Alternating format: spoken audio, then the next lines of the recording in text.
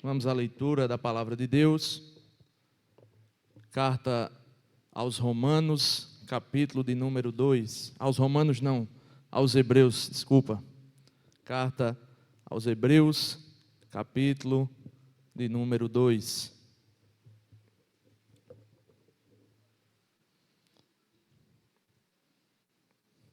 Carta aos Hebreus, capítulo de número 2.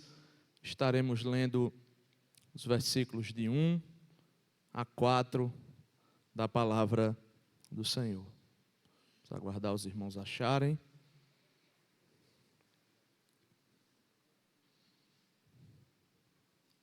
Todos encontraram, meus irmãos, amém? Assim nos diz a palavra do Senhor.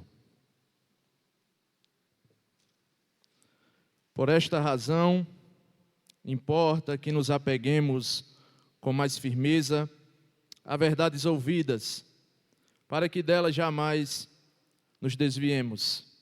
Se, pois, se tornou firme a palavra falada por meio dos anjos, e toda transgressão ou desobediência recebeu justo castigo, como escaparemos nós, se negligenciarmos tão grande salvação, a qual, tendo sido anunciada inicialmente pelo Senhor, foi-nos depois confirmada pelos que a ouviram, dando Deus testemunho juntamente com eles, por sinais, prodígios e vários milagres, e por distribuições do Espírito Santo, segundo a sua vontade. Amém. Vamos orar uma vez mais.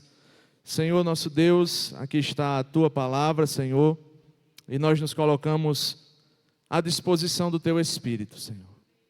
Que aí o falar da nossa boca seja a Tua voz nesta noite. Que nada saia de nós, senão da Tua palavra, Senhor. Nós respeitemos aquilo que o Senhor falou conosco. Que nós, somente como arautos, Senhor, possamos transmitir à Tua igreja nesta noite. E que nós possamos sair daqui, Senhor, edificados pelo Teu Espírito Santo. Nós Te louvamos pela Tua palavra, em nome de Jesus. Amém. Podem sentar, meus irmãos. Queridos, acredito que todos nós já escutamos a seguinte frase: eu te avisei. Principalmente os homens casados.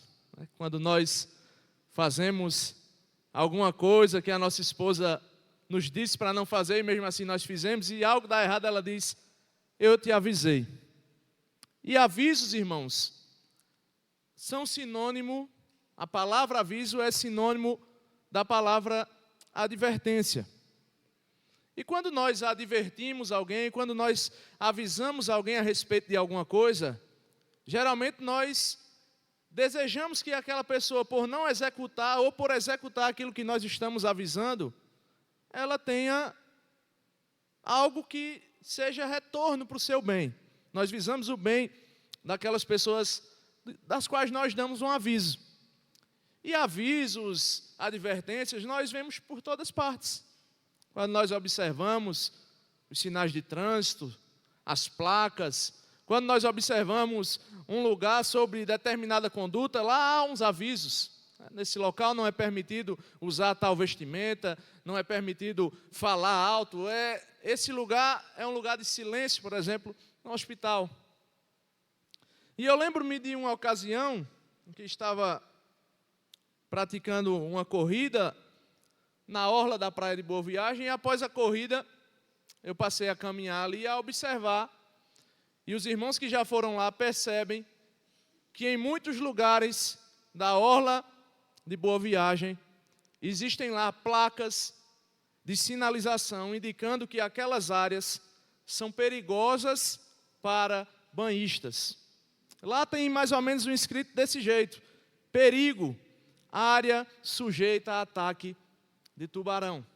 Nem mesmo os turistas que por acaso cheguem àquele lugar têm desculpas, porque também há um aviso em inglês dizendo assim: danger, check zone. Isso quer dizer o quê? Perigo, área de tubarões.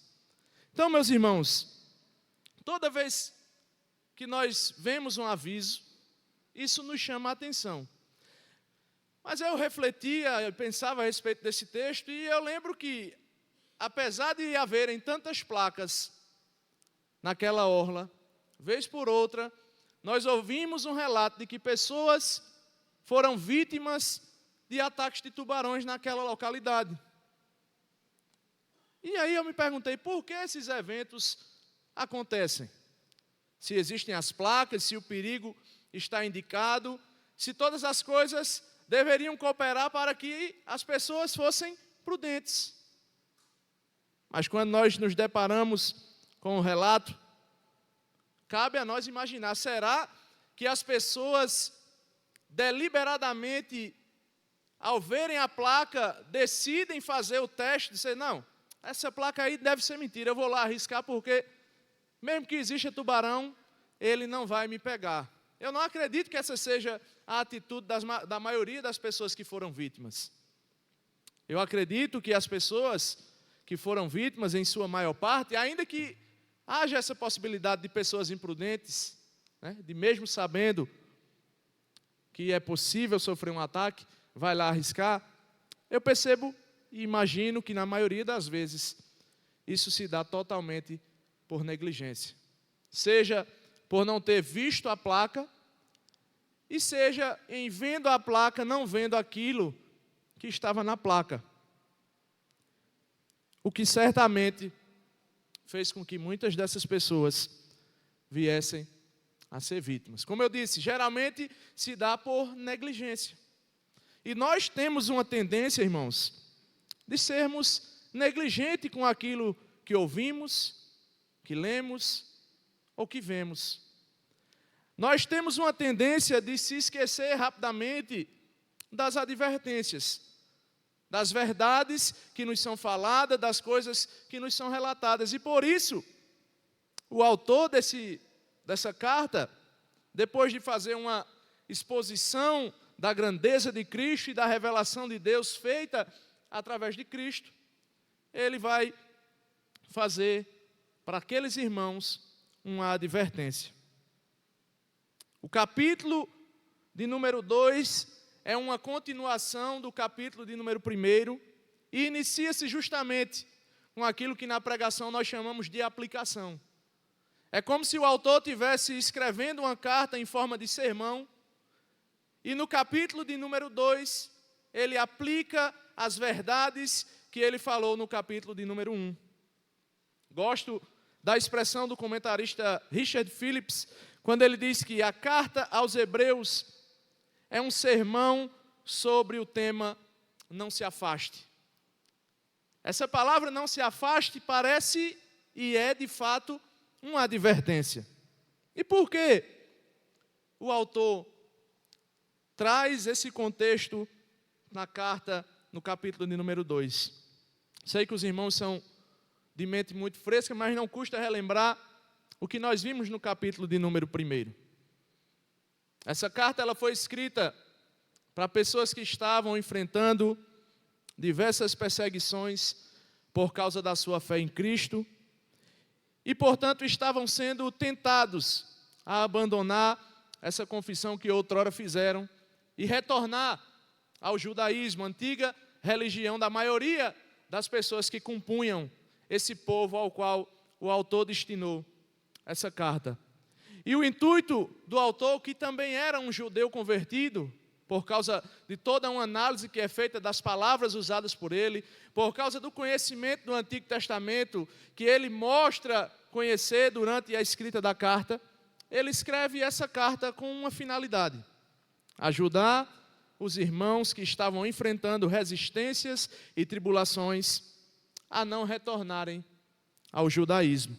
E para alcançar esse objetivo, o autor, primeiro, ele traça, ele mostra, através da Escritura, que Cristo era superior à religião antiga desses irmãos.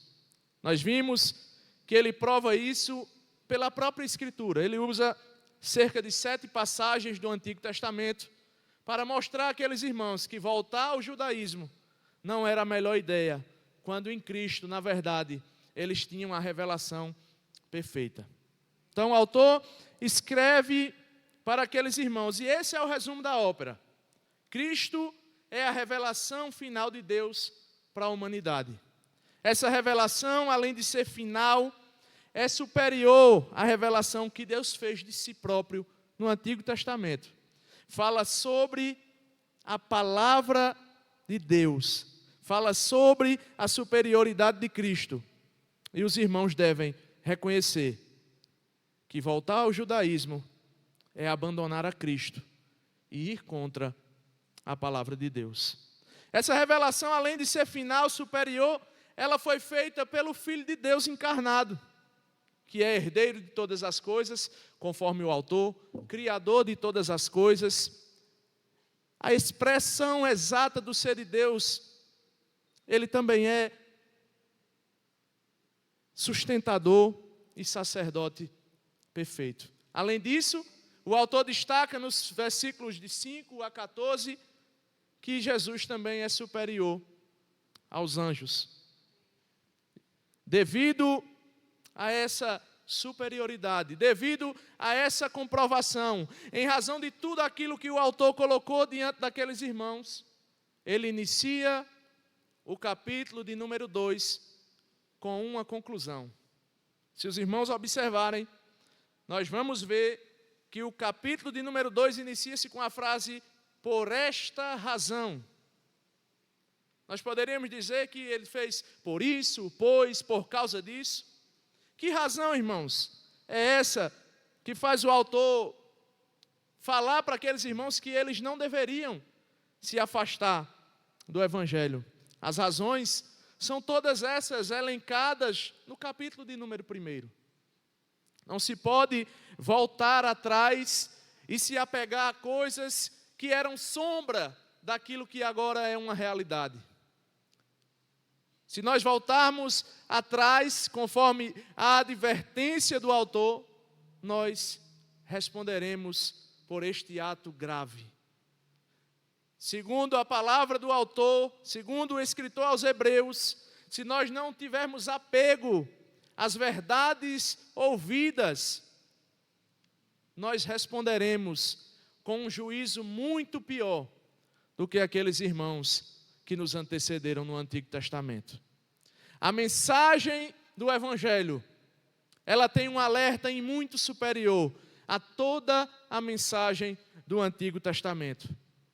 Então, irmãos, eu quero, diante desse texto, ver com os irmãos 3 pontos. Em primeiro lugar, um apego às verdades. Em segundo lugar, a certeza da punição. E em terceiro lugar, a grandeza da salvação. Vamos ao primeiro ponto, apego às verdades, que está no primeiro versículo. E o autor diz, por esta razão, importa que nos apeguemos com mais firmeza às verdades ouvidas, para que delas jamais nos desviemos. Irmãos, que verdades são essas? Certamente, o autor está falando das verdades do Evangelho. Nós vamos prosseguir e vamos ver que o tema central para o qual o autor destina o seu assunto é a respeito da verdade do Evangelho. A partir desse versículo, irmãos, nós podemos entender porque o autor dá tanta ênfase a Cristo no primeiro capítulo. Porque a sua argumentação é, basicamente, se diante dessa grandeza, se diante do Cristo que vocês foram apresentados, porque esses irmãos eram os irmãos da segunda geração de crentes, eles não tiveram contato direto com o Senhor Jesus, mas eles ouviram as verdades através da pregação do Evangelho. E é basicamente, ele diz o seguinte, se Cristo é grande dessa forma, se vocês foram apresentados ao Evangelho de Cristo, e Cristo é grande da forma como eu destaquei no capítulo 1, retornar aquilo que vocês antes criam, é retroceder. Retornar às verdades que vocês acreditavam é deixar um caminho sublime e voltar aos caminhos de sombras. É largar a realidade e se apegar às figuras. É amar aquilo que apontava para a realidade, ao invés de amar a própria realidade. Se os irmãos se apegassem àquilo que eles amaram anteriormente, não havia pecado nenhum nisso. O problema estava em abandonar a Cristo por causa dessas perseguições. Era um povo perseguido, era um povo que estava perdendo os seus bens, as suas finanças, as suas famílias. Mas o autor diz: vocês devem, nesse momento de aflição, nesse momento de desespero, nesse momento de aparente desamparo, vocês devem, irmãos, se apegar às verdades ouvidas. E o autor enfatiza que devemos nos apegar com maior firmeza, com mais firmeza. É como se ele estivesse dizendo: vocês precisam retornar e agarrar de forma como vocês iniciaram no Evangelho. Por causa das perseguições, porventura vocês têm deixado que essa verdade escorregue por suas mãos.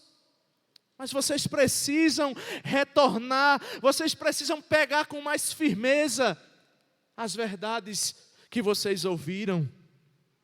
F.F. Bruce diz que a verdade e o ensino do Evangelho não podem ser tratados de forma leviana. Eles têm importância suprema, são questões de vida e morte e precisam ser valorizados e obedecidos a todo custo, irmãos. A todo o custo. É como se essa verdade fosse um bote salva-vidas de um navio que naufragou e a única esperança é se agarrar naquele bote, é segurar naquele bote salva-vidas e dizer: aqui eu não largo de jeito nenhum. Tem que ser segurado com cada vez mais firmeza, irmãos, porque é questão de vida ou morte. E essa é justamente a figura que o autor usa.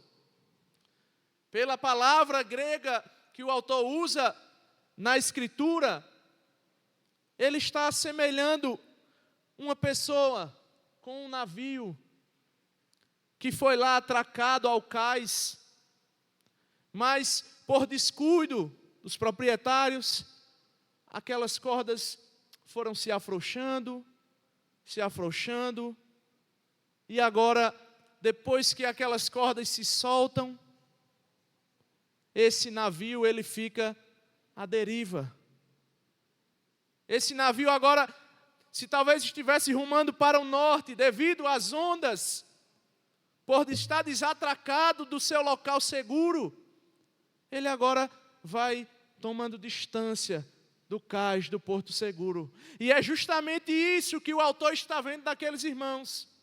Eles enfrentam perseguições, eles enfrentam afrontas, eles enfrentam rejeição. E é como se o autor dissesse: por causa disso, a corda que estava ancorada agora está afrouxando.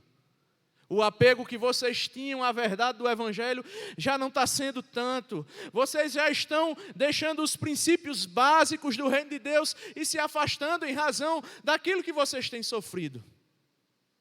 Mas ele disse: nós devemos nos apegar com ainda mais firmeza diante dessas adversidades. Importa que nós nos apeguemos às verdades ouvidas, a verdade do Evangelho. E o que é o Evangelho, irmãos? Na linguagem de Paulo, é o poder de Deus para a salvação de todo aquele que crê. O Evangelho, irmãos, eu sei que os irmãos conhecem, mas não é nada mais do que um Deus que se fez homem e se auto-sacrificou para pagar uma dívida que era nossa. O Evangelho é um pagamento de uma dívida que nos era contrária, na linguagem de Paulo, e que não podia ser paga por nenhum ser humano. Então Deus, na pessoa do Filho, o Deus Filho, decide se encarnar, e Ele mesmo oferece o pagamento pelos nossos pecados. Esse é o resumo do Evangelho, irmãos. Se aqueles irmãos estavam, porventura, por perder a vida, os bens, as finanças, a família, o sossego, o trabalho, o que quer que fosse, ela está dizendo, vocês precisam se apegar, irmãos, à verdade do Evangelho. Se vocês acham que estão pagando um preço muito alto, Cristo pagou um preço ainda mais alto pela vida de vocês. Se vocês acham que as dificuldades estão chegando no limite, é porque vocês não estavam no evento da cruz, quando Cristo disse, Pai, se possível, afasta de mim esse cálice.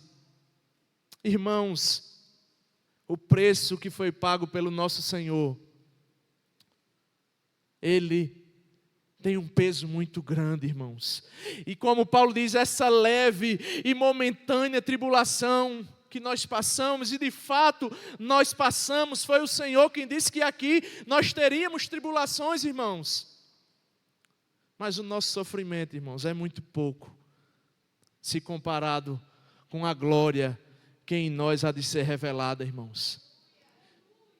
É necessário firmeza, irmãos. É necessário revisar as cordas, é necessário ir todo dia lá no cais, visitar a palavra de Deus, amarrar com mais força as cordas, olhar a verdade do Evangelho e se apegar a ela, como se tudo dependesse de Cristo, como de fato depende.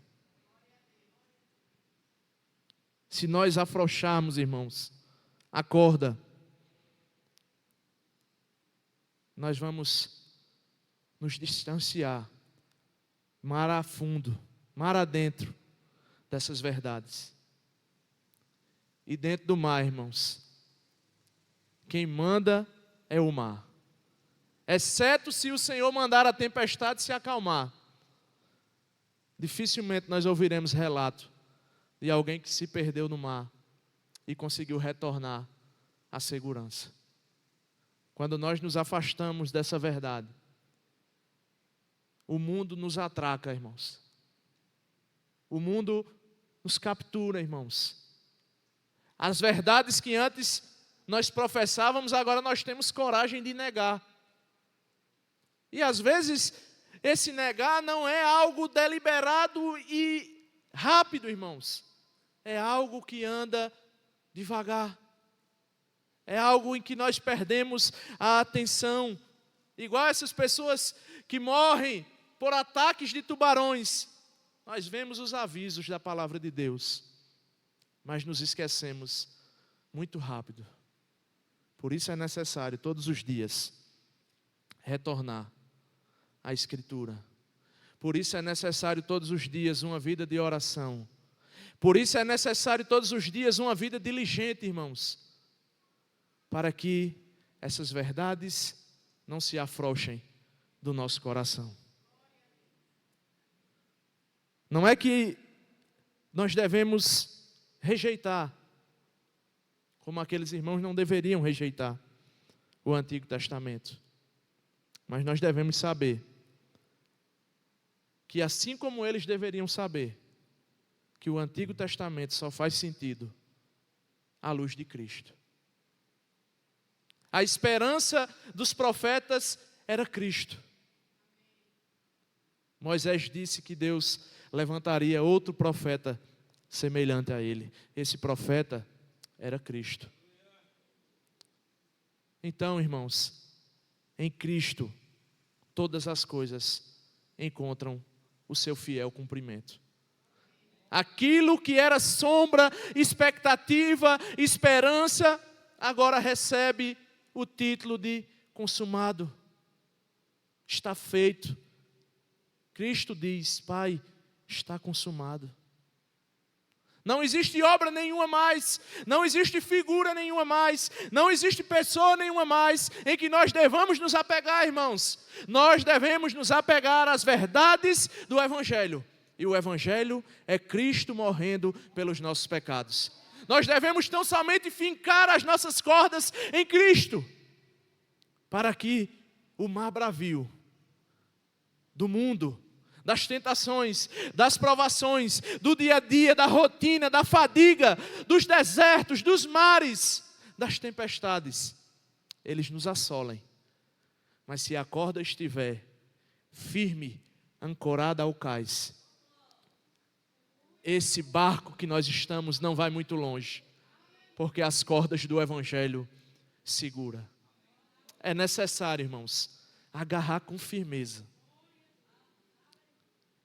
Largar a negligência, deixar de tratar as verdades de Deus como uma novela, como um conto de fadas, e passar a tratar as verdades do Evangelho como questão de vida e de morte, como questão de vida com Deus ou de vida sem Deus. Esse é o primeiro argumento do autor. E por que o autor, irmãos, ele faz esse alerta? Porque ele tinha em vista a certeza da punição. E esse é o nosso segundo ponto. Vejamos a palavra de Deus. Versículo 2, ele diz: se pois se tornou firme a palavra falada por meio de anjos, e toda transgressão e desobediência recebeu justo castigo. Aí ele faz uma pergunta, irmãos: como escaparemos nós se negligenciarmos tão grande salvação? No capítulo 1, o autor faz um contraponto entre Cristo e os anjos. Ele mostra a grandeza de Cristo em detrimento da pequenez dos anjos. Ele mostra todos aqueles atributos de Cristo, que Ele é rei, é um rei justo, que já existia antes de todas as coisas e criou todas as coisas. Mas o que ele fala a respeito dos anjos, que são espíritos ministradores, que são feitos assim como o fogo e o vento, servos. E Cristo é Senhor desses anjos. Então é meio que o autor volta agora ao seu ponto inicial dessa comparação entre Cristo e os anjos, e novamente ele diz: irmãos, se os anjos falaram, e aqui ele tem em mente, irmãos, a lei de Moisés, né? Algumas passagens do Novo Testamento indicam que os anjos foram os receptores da lei para entregar ao povo. Isso o autor aos Gálatas, capítulo de número 3, versículo 19, e Atos 57, 53, vai nos mostrar que meio que os anjos foram intermediários nessa lei, o que o autor confirma agora. Ele diz: se pois se tornou firme a palavra falada por meio dos anjos, o que é que ele está querendo se referir a isso? Ao Antigo Testamento, à lei de Moisés, aos 10 mandamentos, mais precisamente. Ele disse: ó, e se os anjos, agora deve voltar à nossa lembrança. Por quê? Quem são os anjos, irmãos? Perto de nós, eles são seres elevados. Perto de Cristo, eles não são nada. Mas o autor está dizendo: se eles que foram intermediários e a palavra que foi entregue por intermédio deles recebeu toda desobediência recebeu o justo castigo, como é que nós vamos escapar dessa tão grande salvação? Os anjos são espíritos ministradores, Cristo é o seu Senhor, e o autor está dizendo: se os anjos, que não são ninguém perto de Cristo, falaram, e a palavra que eles falaram, a palavra que veio através dele, recebeu toda a forma de castigo. E aí, irmãos, não precisa ir para muito longe. Quando nós olhamos o Antigo Testamento, nós vemos Deus punindo as pessoas pela desobediência. Quem não lembra de Coré, Datã e Abirão, que se rebelaram contra Moisés e foram engolidos pela terra. Os filhos de Arão, Nabade e Abiú, que foram consumidos pelo fogo. Ou mesmo toda a geração israelita que saiu do Egito e peregrinou por 40 anos no deserto, e somente quem entrou na terra foi Josué e Calebe.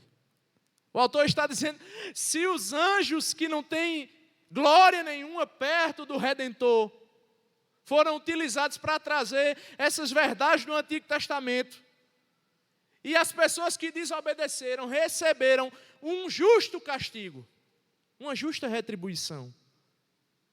Porque Paulo disse que pela lei nós conhecemos o pecado. Sem a lei não existe pecado, mas por causa da lei nós conhecemos o pecado. E esse pecado, irmãos, ele tem um preço. Então, qual é a linha de pensamento do autor? É que esse evangelho, que não foi transmitido por terceiros inicialmente, irmãos, nós vamos ver que foi o próprio Senhor que anunciou com a sua boca o evangelho. Foi Ele mesmo que se encarnou e se encarregou de dizer as boas novas de Deus. O autor está dizendo, se Deus veio no seu Filho pregar o evangelho, vocês acham mesmo que o juízo que nos espera é menor do que o juízo dos israelitas? Nós estamos enganados, irmãos. Não existe o Deus do Antigo Testamento como um Deus apegado à lei e aos mandamentos, e o Deus do Novo Testamento, um Deus que somente é amor. Não, irmãos. O mesmo Deus que julgou o povo pela desobediência, há de julgar todo aquele que tratar com negligência as verdades ouvidas. Não existe um Deus tenebroso no Antigo Testamento e um Deus amoroso no Novo. Não existe. Achamos que a antiga aliança trata da ira e do julgamento, e a nova aliança de amor e graça. Mas Hebreus nos mostra que isso não é uma verdade. Isso não é uma verdade. Talvez o juízo de Deus, irmãos, não chegue agora. Talvez Deus não precise mandar fogo do céu consumir-nos. Mas uma hora nós haveremos de prestar contas ao juiz de toda a terra. Uma hora nós vamos nos encontrar com o Senhor que revelou esse evangelho. Uma hora as contas serão prestadas. E aqui cabe um destaque. Ele pergunta: como escaparemos se negligenciarmos tão grande salvação? É uma pergunta para a qual a resposta é: não escaparemos. Não existe outro meio. Cristo é o último meio. Se nós negligenciarmos esse único meio, qual é a escapatória? Não existe. Não existe mandinga, não existe superstição, não existe oração, não existe penitência, não existe nenhuma outra coisa no céu, debaixo da terra, ou mesmo na terra, irmãos, que faça-nos escapar desse juízo. A lei do Novo Testamento, o ensino de Jesus no Sermão do Monte, é uma lei, irmãos, muito mais difícil de ser cumprida do que a lei do Antigo Testamento. Talvez oferecer fogo estranho seja causa de morte. Mas Cristo disse que nós devemos amar os nossos irmãos. É muito mais fácil nós aborrecermos o nosso irmão do que amá-lo. Quando Cristo pega a lei de Moisés, Ele não alivia essa lei, irmãos. Ele antes mostra que a lei que Ele traz para nós tem uma rigidez muito maior. E eu gosto de um autor que ele usa a figura de que os sacerdotes precisavam lavar as mãos para entrar no santuário. E ele diz: é muito mais fácil lavar as mãos do que amar o nosso irmão. É muito mais fácil obedecer ao mandamento de lavar as mãos, a uma lei cerimonial, do que amar a Deus sobre todas as coisas. E é isso que o autor quer destacar, que negligenciar Cristo e essa grande salvação, irmãos, é o fim do túnel. Ele está escrevendo para crentes. E nós, de fato, acreditamos que aqueles que são verdadeiramente crentes, eles não se perdem. Porque foi o próprio Cristo que disse isso. Que aqueles que o Pai lhe deu, ele não perderia. Mas aqui, irmãos, no meio de nós não sabemos quem é verdadeiramente crente. Quando Jesus, na última ceia, disse que um de vocês há de me trair, os discípulos não tinham certeza que eram Judas. Ficaram perguntando: Senhor, porventura sou eu? Senhor, porventura sou eu? Por quê, irmãos? Nós tendemos a essa negligência. E o que mostra que nós somos verdadeiramente crentes é o apego a essas verdades. O que mostrou de fato que Judas era o traidor não foi o seu comportamento no dia a dia, mas foi o seu apego a Cristo. Foi o seu apego à verdade de Cristo, porque todos ouviram a mesma voz. E Judas sabia que era ele, mas os outros discípulos ainda ficaram com confusão mental. Por isso que esse alerta serve para todos nós. Ainda que nós não acreditemos que um salvo, uma vez comprado pelo sangue de Cristo, possa perder a sua salvação, essa advertência, ela deve nos alcançar. Porque ela serve de exortação aos nossos corações. Para que nós olhemos as cordas todos os dias. Para que nós retornemos todos os dias a essa palavra. Para que nós tenhamos apreço por este culto, pelo domingo do Senhor, pelo dia do Senhor, e que isso aqui não seja tratado de forma leviana. Que não seja um simples tocar para o Senhor, que não seja um simples sentar no banco e cultuar, assistir a pregação. Não, irmãos. Isso aqui deve ser a nossa vida, irmãos. Isso aqui deve ser aquilo que nós amamos, irmãos. Deve ser aquilo pelo qual nós ansiamos, irmãos. Se nós tratarmos isso aqui com desdenho, com negligência, olhando os avisos que o Senhor tem nos dado, o juízo de Deus há de nos encontrar no final dessa jornada, irmãos. É questão de vida ou morte. Jesus disse: aquele que crê não será condenado, mas o que não crê não vai ser, já está condenado. Aquele que despreza essas verdades, aquele que reputa essas verdades por qualquer coisa, por filosofia humana, já está condenado. Não é necessário uma renúncia aberta. Não é o que nós falamos, irmãos, olhar a placa e dizer: essa placa aí não vai dar em nada, eu vou me jogar no mar porque tubarão é coisa de mito. Não.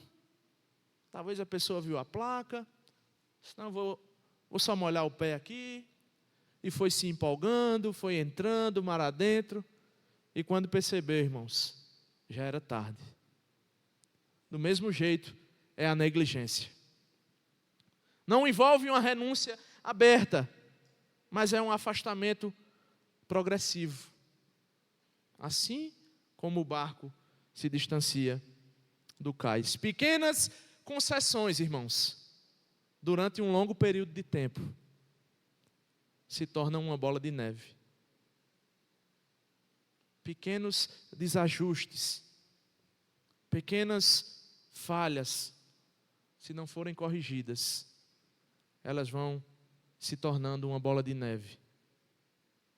Então, na nossa vida, irmãos, não deve haver espaço para negligência.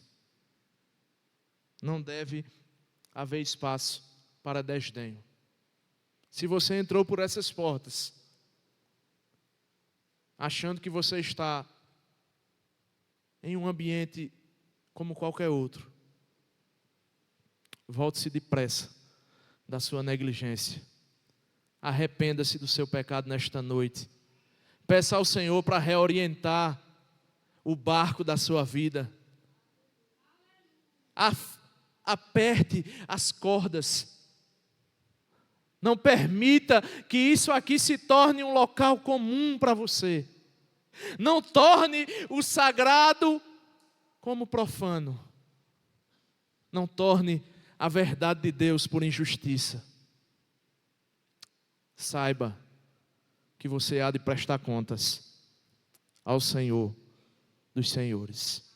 E o terceiro ponto, irmãos, é justamente a natureza dessa salvação. Para nós encerrarmos. Se uma salvação ofertada por intermédio de anjos era grande, imagine agora a salvação ofertada pelo próprio Deus pessoalmente. Porque não foi outro, irmãos. Foi Deus encarnado que desceu, que pisou no nosso chão e anunciou. Foi Cristo que disse lá no Evangelho de Marcos, capítulo 1, versículo 14 e 15, diz assim a Escritura: depois de João ter sido preso, Jesus foi para a Galileia pregando o Evangelho de Deus, dizendo: o tempo está cumprido e o reino de Deus está próximo. Arrependei-vos e crede no Evangelho. Foi o mesmo Jesus que entrou lá no templo, ou melhor, na sinagoga, e leu a passagem de Isaías, lá em Lucas capítulo 14, versículo 18 a 21, Jesus toma o livro e diz: o Espírito do Senhor está sobre mim, porque me ungiu para evangelizar os pobres, enviou-me a proclamar a libertação aos cativos e restauração da vista aos cegos, para pôr em liberdade os oprimidos e apregoar o ano aceitável do Senhor. Ele mesmo, tendo fechado o livro, devolveu-o ao assistente e sentou-se. E todos na sinagoga estavam com os olhos fitos nele. Então passou Jesus a dizer-lhes: hoje se cumpriu a Escritura que acabais de ouvir. Foi o próprio Senhor que pregou o Evangelho pessoalmente. Ele está dizendo: aquilo que Isaías profetizou, eu pessoalmente estou cumprindo com a leitura da Escritura dentro da sinagoga dos judeus, para mostrar aos judeus que a esperança deles sou eu mesmo. Hoje se cumpriu a Escritura. Irmãos, essa verdade, ela é sublime, porque em primeiro lugar ela foi anunciada pessoalmente pelo Deus Filho. Em segundo lugar, ela é sublime porque depois de Cristo, os apóstolos e os seus discípulos deram continuidade. A Bíblia nos diz que a qual foi iniciada, tendo sido anunciada inicialmente pelo Senhor, foi confirmada pelos que a ouviram. Isso quer dizer o quê? Que os apóstolos continuaram a pregar o Evangelho. O livro de Atos está repleto de pregação do Evangelho. E mais, irmãos, não foi só o testemunho dos apóstolos que autenticou essa mensagem, mas o versículo número 4 diz assim: dando Deus testemunho juntamente com eles. É como se os apóstolos estivessem andando e pregando, e Deus estivesse com eles, andando e pregando, porque Deus confirmava esse Evangelho. E como era que Deus confirmava esse Evangelho? Por sinais, prodígios e vários milagres, e por dons distribuídos do Espírito Santo, segundo a sua vontade. O próprio Senhor se encarna, prega o Evangelho, mas quando Ele retorna aos céus, esse Evangelho tem uma continuidade. E agora não é só os homens proclamando o Evangelho, mas Deus proclama esse Evangelho juntamente com esses homens. E Deus comprova, através da vida desses homens, que de fato o Evangelho era a maior coisa que já havia sido anunciada desde a criação, irmãos. Deus mesmo se encarregou de confirmar essa mensagem. E como era que Deus confirmava? Por sinais, prodígios e vários milagres. Nós vemos Pedro levantando um aleijado na porta do templo. Ele disse: eu não tenho nada, mas o que eu tenho, isso eu te dou. Levanta e anda em nome de Jesus. Nós vemos os apóstolos fazendo diversos milagres, irmãos, através do Evangelho. Não que eles fossem poderosos, mas era Deus autenticando a sua mensagem. Nós não estamos aqui, irmãos, por causa de um mito. Nós estamos aqui por causa de verdade que custou um alto preço. Como diz um certo pensador, que o sangue dos mártires é a semente da igreja. Para que nós estivéssemos aqui, os nossos pais, os apóstolos, pagaram com preço de sangue. O que foi que eles levaram, irmãos, por pregar o Evangelho? Somente perseguição, e quase todos, com exceção de João, foram mortos pelo viés do martírio, por causa dessas verdades. Eles estavam tão apegados a essas verdades, que ainda que isso lhe custasse a vida, eles não estavam preocupados com isso. Paulo disse: para mim, o viver é Cristo, e o morrer é ganho, é lucro. Eu reputo tudo como perda por causa de Cristo. E assim devemos ser nós, irmãos. Não negligenciemos essa salvação. Por fim, algumas aplicações. A despeito, irmãos, desse mundo turbulento, de tudo aquilo que nós enfrentamos, das tristezas que nos assolam, do pecado que tão de perto nos rodeia, do mundo, do nosso inimigo, o adversário, o diabo, que anda bramando como um leão para tragar as nossas vidas. Só há uma forma de escape, irmãos: se apegar com mais firmeza às verdades do Evangelho, agarrar com toda a força a verdade do Evangelho, porque as consequências de negar isso, em segundo lugar, são desastrosas.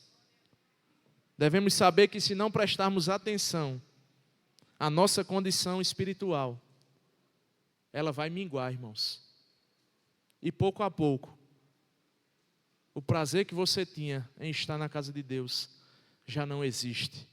E pouco a pouco, o amor que você tinha pela palavra de Deus já não existe. E pouco a pouco, você já não vem mais aqui. Eu já não venho mais aqui. Se nós negligenciarmos essa verdade, tudo isso, aos poucos, vai se perdendo. Até que nós, por fim, estejamos perdidos. É claro, irmãos, que o Evangelho, ele verdadeiramente salva. O Evangelho verdadeiramente salva. Cristo não morreu em vão. Aqueles que Deus deu a Ele, de fato, serão salvos. Mas nós devemos fazer, sim, uma autoanálise de nós. Nós devemos olhar para a nossa conduta e saber se nós nos portamos como salvos. Se nós estamos atracados na rocha que é Jesus. E por fim, irmãos, se alguém entrou aqui e acha que tudo isso não passa de uma história de quadrinhos, de um conto de fadas, é o momento de se arrepender dos seus pecados e se apegar às mesmas verdades que os crentes devem se apegar, porque o Evangelho é o Evangelho da graça, mas o juízo manifestado por trás desse Evangelho é muito pior, irmãos, do que ser consumido pelo fogo. Eu faço uso das palavras de C.S. Lewis, que ele diz: o caminho mais seguro para o inferno é gradual, o declive é suave, o piso é macio, as curvas não são repentinas, não há marcos, não há placas de sinalização, que é o contrário do céu, irmãos. Tudo que nos leva ao céu é forte. É com curvas repentinas, é uma exigência de mudança de vida, é cheio de marcos de sinalização.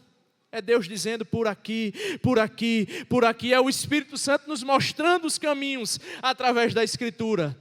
O caminho para o inferno é silencioso, mas Deus está bradando aqui pela sua palavra, dizendo: é tempo de arrependimento, é tempo de atracar as cordas, é tempo de se firmar nessa verdade e confessar os pecados e se apegar ao Evangelho.